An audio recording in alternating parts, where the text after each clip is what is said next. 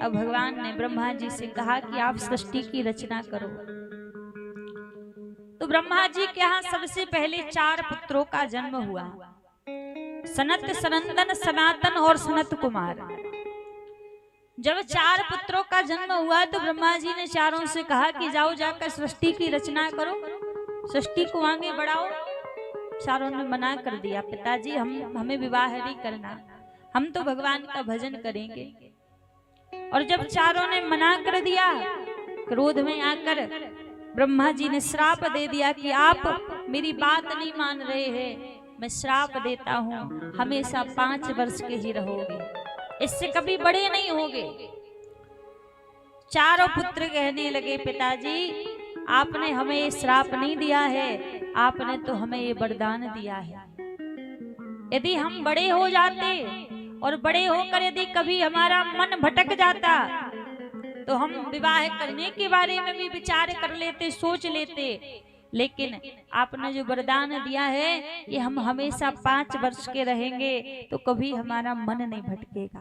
ये तो आपने वरदान दिया है, श्राप नहीं दिया। तो इन्होंने भी विवाह के लिए मना कर दिया। जितनी संतानों का जन्म हुआ ब्रह्मा जी के द्वारा, सबने विवाह करने से मना कर दिया। कर्दम जी का जन्म हुआ तो कर्दम जी ने भी विवाह करने के लिए मना कर दिया और वन में जाकर भगवान की तपस्या करने लगे। फिर ब्रह्मा जी के बाह्य अंग के द्वारा ब्रह्मा जी ने शत्रुपा महारानी को प्रकट किया और दाहिने अंग से मनु महाराज को प्रकट किया। और कहते हैं मनु शत्रुपा के द्वारा ही इस सृष्टि को बनाया गया, इस संसार को बनाया गया।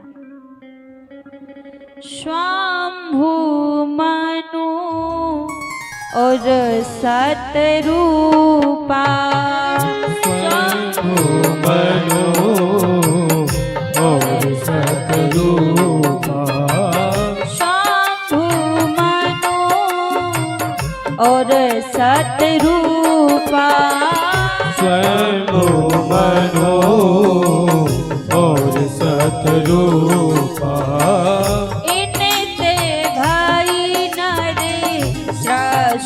अनूपा, इनके है नर सृष्टि अनूपा।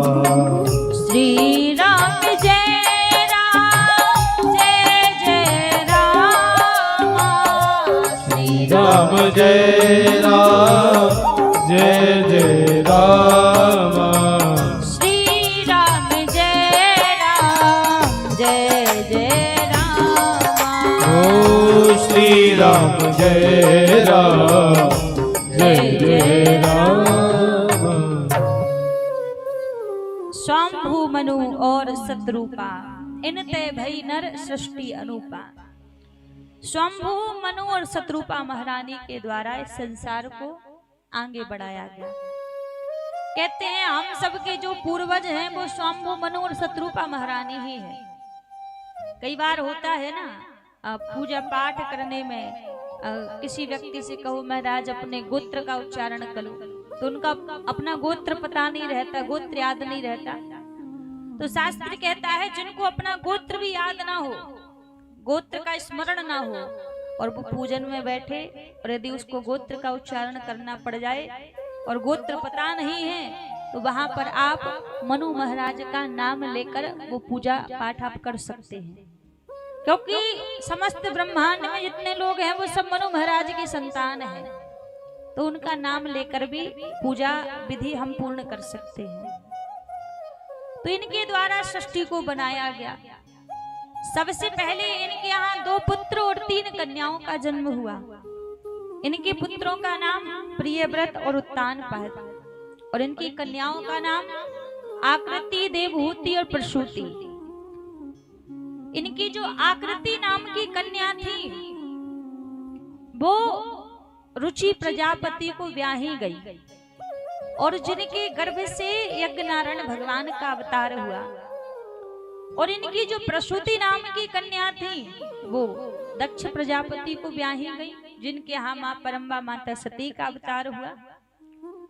और इनकी जो देवहूति नाम की कन्या थी वो ब्रह्मा जी के पुत्र करदम जी को ब्याही गई। जो करदम जी वन में तपस्या करने के लिए आए थे, भगवान ने ऐसी चेतना की इनके हृदय में कि इनके मन में विवाह की इच्छा उत्पन्न हो गई कि मुझे विवाह करना है। और जब विवाह की इच्छा उत्पन्न हुई तो पुनः भगवान को याद करके समाधि लगा के बैठ गए। जब भगवान प्रकट हुए तो भगवान ने कहा, वरदान मांगो, क्या चाहिए। अब इनको हृदय में भगवान को देखकर गिलानी होने लगी कि अरे मैंने विवाह की कामना के लिए भगवान को परेशान किया, इनको पुकारा। प्रभु से कहा, प्रभु मुझे केवल आपकी भक्ति चाहिए और कुछ भी नहीं चाहिए। अब भगवान बोले, यदि विवाह नहीं करना था तो पहले ही बता देते, मैं तो तुम्हारा विवाह पक्का करके आया हूँ मनु महाराज की कन्या देवहूति के संग। करदम जी बोले, महाराज अब तो यदि मैं विवाह करूंगा तो एक ही शर्त पे विवाह करूंगा। भगवान बोले, कौन सी शर्त। करदम जी बोले, आपको मेरे घर पुत्र बनकर आना पड़ेगा, तभी मैं विवाह करूंगा। भगवान ने कहा, तथास्तु। इनका विवाह देवहूति जी के संग हुआ और सबसे पहले इनके यहाँ 9 कन्याओं का जन्म हुआ।